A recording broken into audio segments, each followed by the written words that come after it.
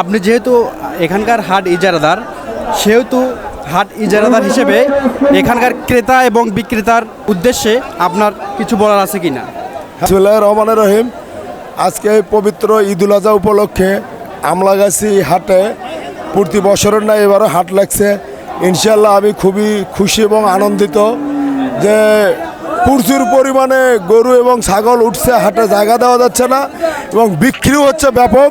কোনো দুর্নীতি নাই, কোনো কিছু নাই। আমরা ডাক্তারের ব্যবস্থা করছি, গরুর অসুবিধা হলে বা গরু গাভীন কিনা পরীক্ষা করার জন্য ছাগলের ডাক্তারের ব্যবস্থা করছি। পাশাপাশি জাল টাকার নোট পরীক্ষা করার জন্য মেশিন আছে। পাশাপাশি প্রশাসনের ভাইয়েরা সার্বিকভাবে মনিটরিং করতেছে এবং আমারও 100 জন স্বেচ্ছাসেবক আছে এবং ভলেন্টিয়ার, তারা সার্বিকভাবে দেখাশোনা করতেছে।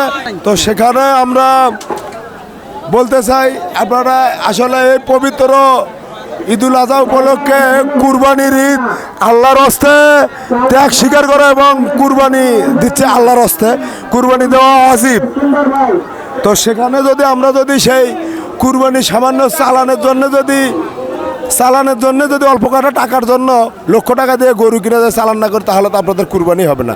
তাই আমি সকলের উদ্দেশ্যে বলছি, আমাদের এখানে হাটে বেচা কেনা করে ইনশাল্লাহ সবাই চালান করবেন। সেখানে যদি কারো কোনো অসুবিধা থাকে, যদি কম দেওয়ার কোনো ইচ্ছা থাকে, সেটা জানাবেন, আমরা সার্বিকভাবে বিবেচনা করব।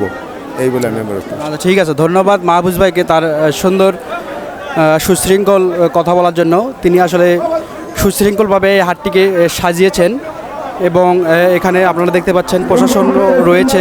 যে কোনো আইন শৃঙ্খলার যদি অবনতি ঘটে, তাহলে সাথে সাথে এখানে তারা অ্যাকশন নেবেন। তো এই ছিল এখানকার বর্তমান অবস্থা।